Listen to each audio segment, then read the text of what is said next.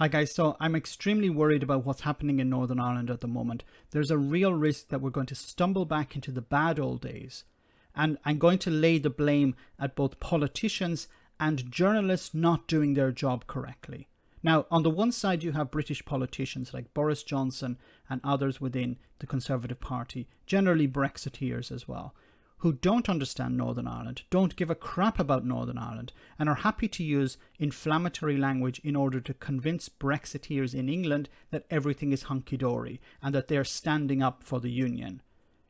Even though they voted, they campaigned to basically destroy the union with Brexit. Now, on the other side, you have journalists like Andrew Marr, who are not doing their job correctly. Andrew Marr and other journalists for the BBC will ask politicians questions, ignore the response, and move on to the next question. Now, that isn't acceptable in England, Scotland, or Wales, but when you do it in Northern Ireland, it has long-term consequences. So you're going to hear from Edwin Poots, who's the new leader of the DUP, and he's going to be asked a question about the Northern Ireland Protocol. Ursula von der Leyen, who's head of the EU Commission, says the protocol is the only possible solution to ensure peace and stability in Northern Ireland. What is your alternative? Well, I'm not sure where Ursula von der Leyen is looking at, because we have... Now, listen to the question again. Obviously, Mr. Poots did not answer the question. Ursula von der Leyen, who's head of the EU Commission, says the protocol is the only possible solution to ensure peace and stability in Northern Ireland. What is your alternative? Well, I'm not sure where Ursula von der Leyen is. So, von der Leyen's statement was that the Northern Ireland Protocol is the only way to have the only way to maintain peace in Northern Ireland. What's your alternative to the Northern Ireland Protocol? Now, this is a very, very important question, and unfortunately, Andrew Marr did not do his job here, because he should have pushed Edwin Poots to actually answer the question, which he did not do. Why did he not do this? I think, unfortunately, Andrew Marr is treating Mr. Poots like any other politician. I ask them a question, they don't answer, and then I move on. This is very important because the DUP's entire party relies on them dismantling, throwing away the Northern Ireland Protocol. So it's very important to ask them the question, what is your alternative? Because they don't actually have an alternative. You heard from some Brexiteers coming up with pseudo alternatives. These don't work. But the DUP don't care about an alternative. They just want the protocol scrapped. If they actually truly believed in peace in Northern Ireland, they would be working for a viable alternative. But there is no alternative. You have to remember that the DUP campaigned for Brexit. They voted for Brexit. They continue to support Brexit. The protocol is here as a consequence of Brexit. But what they truly want is the protocol done away with and a hard border put on the island of Ireland, undermining the Good Friday Agreement. You have to remember also that the DUP came out against the Good Friday Agreement back in 1998. They were not supportive of it, but they will pretend to care about peace. Is looking at, because we have violence on our streets in Northern Ireland that hasn't been the case for years. You have violence on the streets because partly you're to blame. You are the types of people, the DUP are the types of people who will dog whistle to the loyalist paramilitaries. Now, I'm going to give you some examples of how they dog whistle. It's very important to remember that language used in England, Scotland and Wales has a different impact to the same language used in Northern Ireland. This must be remembered. British politicians like Boris Johnson don't understand this, or they don't care about this. And it's very important that British journalists, English journalists, understand the use of language in Northern Ireland. So here are some examples of quotes from Edwin Poots, the current leader of the DUP. Remember, the DUP has for decades used inflammatory language, dog whistles, for loyalist paramilitaries to act. And then they will step back when the loyalist paramilitaries do act and say, I'm sorry, this is terrible. You shouldn't be engaging in violence. We condemn this. it's we should all live together in peace. They don't care about peace. They care about empowering their own position. Now, let me quote Edwin Poots here. So he said some time ago, "Make no mistake about it. When unionism's back is against the wall, history has proven that we'll come out fighting. Fighting.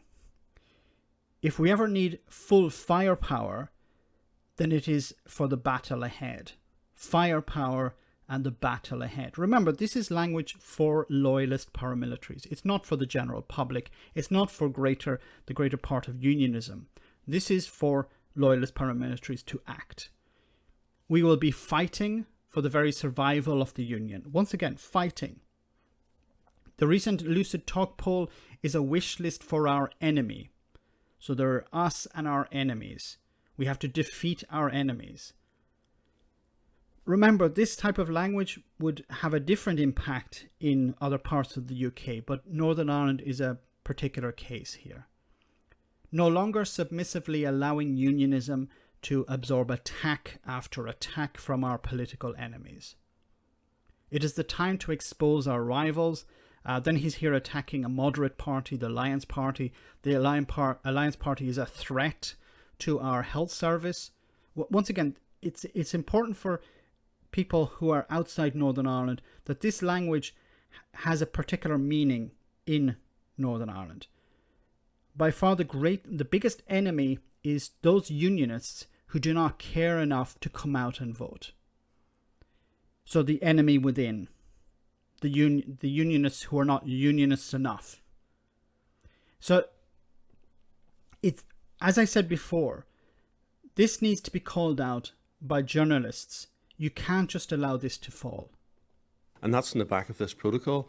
And it vexes me because the European Commission over the years have put their heart and soul into winning peace in Northern Ireland, and the current batch of commissioners don't seem to care for the peace process. The current batch of commissioners, who are you talking about, Edwin? They don't care. So the EU used to care, but now they don't. Did the EU vote for Brexit? Did the EU campaign for Brexit? Did the EU support Brexit? Did they want Brexit? No. The EU didn't want Brexit, but they respected the vote. You wanted Brexit. The people of Northern Ireland actually didn't want Brexit. The DUP wanted it. In Northern Ireland, and that really needs to change. That attitude needs to change. They are doing demonstrable harm to every individual in Northern Ireland. Listen to the language. They are doing harm to individuals in Northern Ireland. The EU. So who is the enemy here? The enemy is the EU. We need to fight the EU. We need to stop the EU. Now there was a situation at the beginning of the year where workers at some of the ports, I think in Larne, where these checks were being carried out, were intimidated. There were men wearing balaclavas wandering around. Now, they weren't carrying guns, they were not shouting anything, but this was enough to convince the people that this is not a safe place to work. Once again, Northern Ireland is a particular case. This type of behaviour would not happen in other parts of the UK. Just because it's happening in Northern Ireland does not mean that it's acceptable. Once again, the DUP are the worst type of unionist because they will toss the stone and hide the hand. They will convince the loyalist paramilitaries using their rhetoric that there is a war to fight. They have to get out there and fight it. But when the fighting begins, the DUP will step back and pretend to be the peacemakers, the people who care about peace, when in reality they do not. They just care about their position. They want to get rid of the protocol in order to put a hard border on the island of Ireland, because they've never cared about peace in Northern Ireland. If there is violence on the Republican side, they're happy to allow that to take place, because it drives a wedge in the communities. It drives more people on the extreme to their side. It drives moderates to their side, and they benefit from it politically. The DUP have never cared about peace. They've only cared about making their own position stronger. Let me know in the comment section, guys, what you think. As always, your comments are greatly appreciated. Thanks a lot. I want to say a big thank you to all of my patrons. You ensure that this channel continues to exist. I'm eternally grateful for all of your support. If you join Patreon, you will receive instant access to our Discord server, where we have both audio and video chats. You can chat with me and other patrons, where we discuss important and non-important issues. Becoming a patron per month costs about the same as a large coffee, so why not check it out?